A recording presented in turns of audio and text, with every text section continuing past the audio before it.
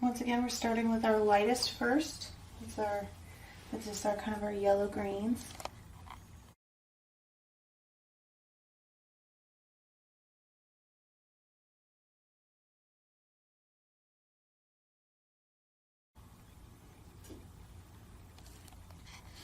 I'm starting to layer in our darker greens.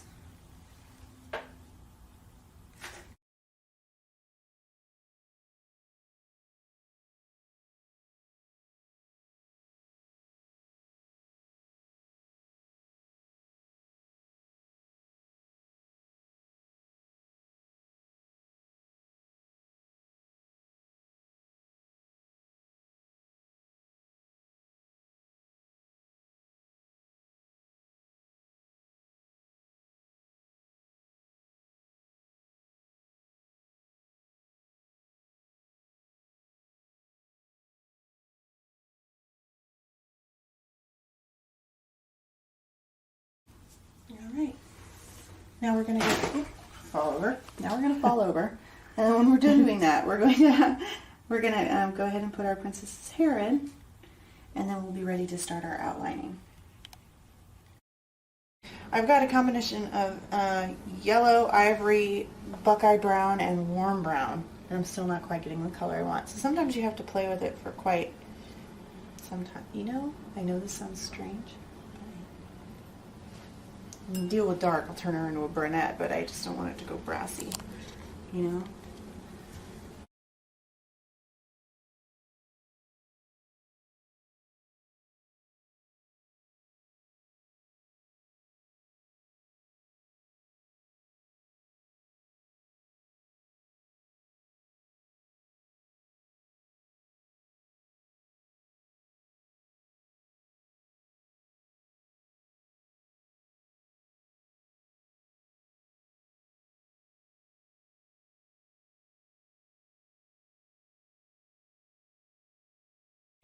Now you notice we still haven't added our gold ball and our crown yet, and that's because we're going to be hitting that with our 24 karat edible gold. So that will actually be the absolute last thing we do. We're also going to see if we want to incorporate, I may incorporate some gold into the dress as well.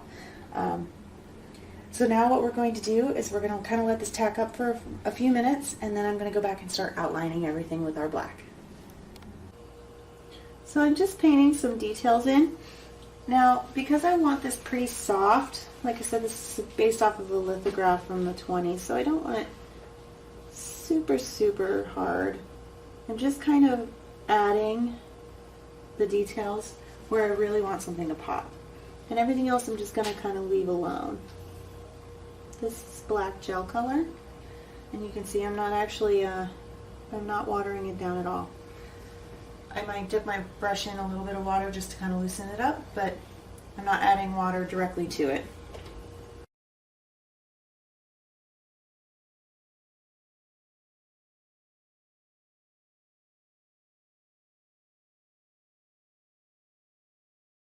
So we went ahead and we finished putting our frog, and he's got an eye now and some more of his detail work, some shadowing, and outlined our water lily and added some ripples.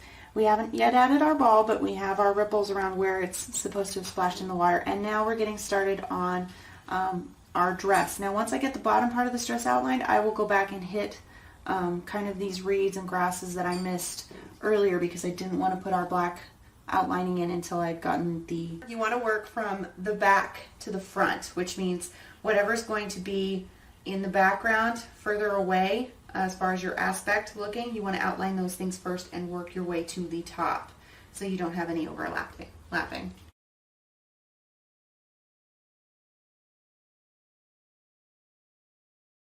Now this is just a really fine brush that I'm using, but if you're not comfortable with the brushes or you just feel like you can't get that fine of a line with the brush, you can also use the edible markers.